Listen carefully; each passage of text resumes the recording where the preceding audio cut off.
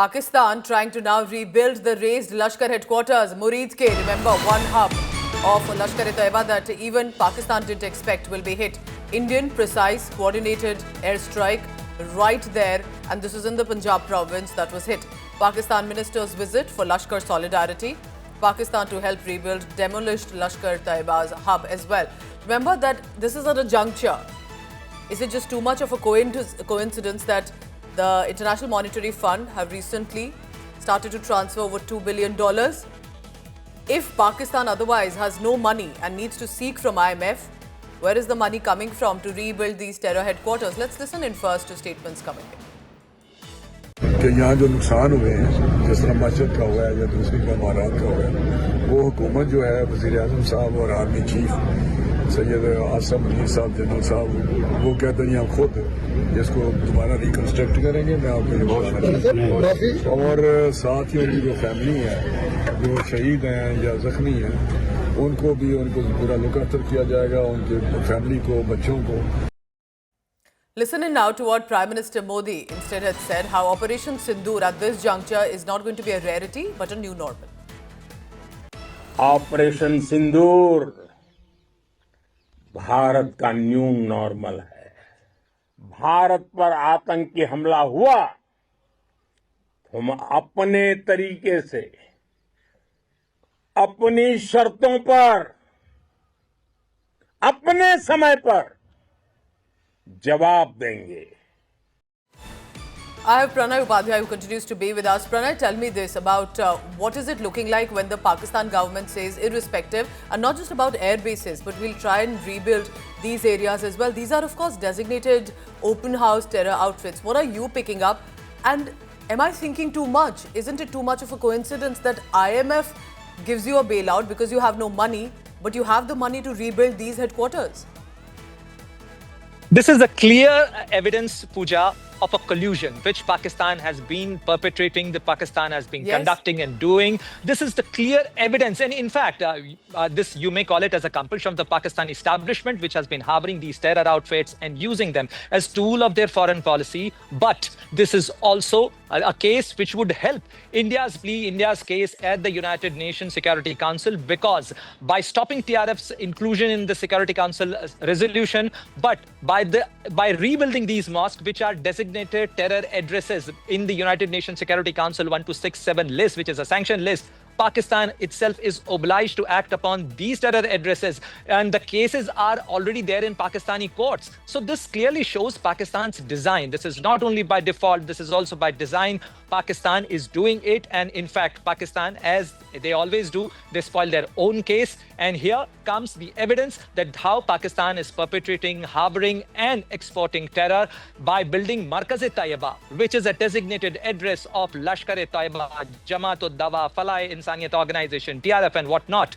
These are the clearly designated organizations who have perpetrated terror acts not only against India, but across the countries. And even if you would recall, recently even Russia has asked about the perpetrator of Pakistani origin who is in Pakistan, who was involved, who was one of the masterminds of the Crocus terror attack, which actually killed 250 people in Russia. So many people, those who have perpetrated, those who have involved in many terror acts, including 9/11 to 26/11 to Pahalgam, they are in Pakistan. And in fact, by rebuilding Markaz-E-Taiba, or maybe like, who knows, in Bahawalpur, Markaz-E-Subhanallah, by building these addresses, Pakistan will spoil its own case.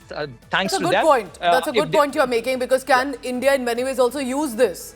A smarter approach to say this just proves beyond doubt that it's the establishment of Pakistan coming to their support of the terror outfit. Stay on with me, Pranay, because at this juncture, I want to bring it to the viewer. When I talk about damage to Muridke and Bahawalpur, what do I mean? Look at this. According to the Indian government dossier, that of course has been shared widely with the world as well, Bahawalpur, for example, in fact, let's look at Lashkar-E-Taiba, because we are looking at their information first. Markaz-E-Taiba in Muridke in Punjab province is the Lashkar-E-Taiba headquarters, operational hub. When you talk of Hafiz Saeed and his operatives, this is where they were primarily located. This is where India hit. This was an incredible precision strike, no collateral damage, but to ensure that the terror headquarters are hit. Pakistan establishment is saying they will want to rebuild this. very clear open centers of terror launchpads and outfits are going to be rebuilt, ladies and gentlemen, from Pakistan's establishment that apparently has no money to feed its people. Amid all of this, remember, Pakistan Prime Minister Shehbaz Sharif also approving a 1 crore rupees as compensation for each of the deceased, which will be paid to the legal heir of those, the kin and the kith. Now, in other circumstances, remember, you would say that this is understandable. Any government does that. But we're talking about strikes on Jaish and Lashkar's terror headquarters. When a UN-designated terrorist like Masood Azhar may receive 14 crore rupees from the Pakistan government in ex-gratia compensation. 14 of his family members, not all innocent, remember, some of them have been operatives with the Jaish, key cadre.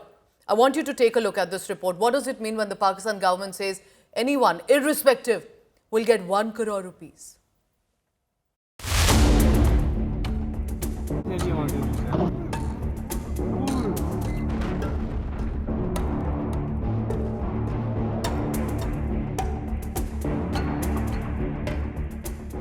Just days after Indian airstrikes flattened Jaish-e-Mohammed's terror hubs in Pakistan's Bahawalpur, Islamabad is now under fire. Reports reveal that Pakistan's Prime Minister Shehbaz Sharif has announced a 1 crore rupee compensation for each of the civilian casualty in the airstrikes. But what's sparking this outrage? 14 of the dead were reportedly relatives of Jaish-e-Mohammed chief Masood Azhar, including his brother-in-law.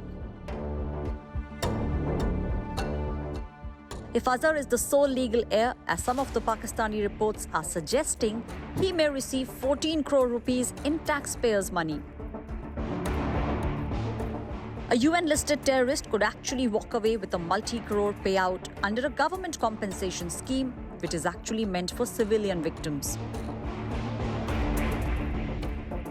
But it doesn't stop there. Pakistan has also pledged to rebuild the destroyed headquarters of Jaish-e-Mohammed and Lashkar-E-Taiba, both designated terror outfits. India has warned that these sites could once again become breeding grounds for terrorism. This comes even as the IMF cleared a fresh $1 billion loan to Pakistan. The Bharatiya Janata Party has raised sharp questions. Is international aid money now being used to fund and reward terrorism? From rebuilding terror camps to compensating a terror mastermind's family, Pakistan's moves are being seen as dangerously provocative.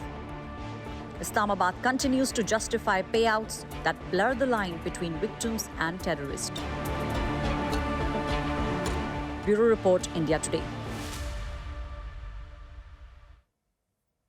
Pranay Upadhyay joining me. He's the editor, India Today Global. Pranay, you tell me this. When we talk about this ex gratia, it would be very easy to say that every government does it. How is this one different? And secondly, how can India use this specific narrative mention made by Pakistan establishment to push it out globally about how there is support for the terror outfits?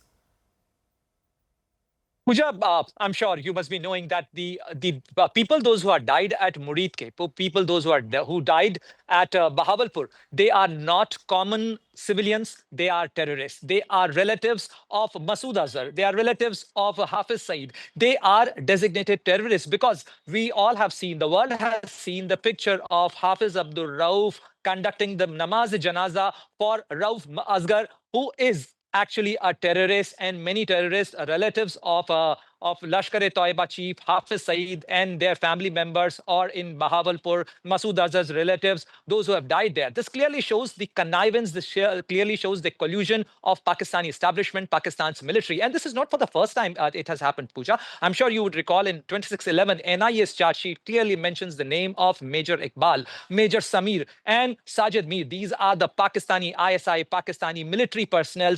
And for long, Pakistan have been perpetrating and sending their regulars, their troops to perpetrate the terror attacks in India. And they have been actually conducting these operations in their own supervision and sending these terrorists. This ex gratia is actually a cheating played on the world, because at IMF, Pakistan pleaded, Pakistan got this $1.5 billion aid to help the poor people. But here they are doling out this money package, this compensation, this ex gratia to these terror outfits. And tell me one thing.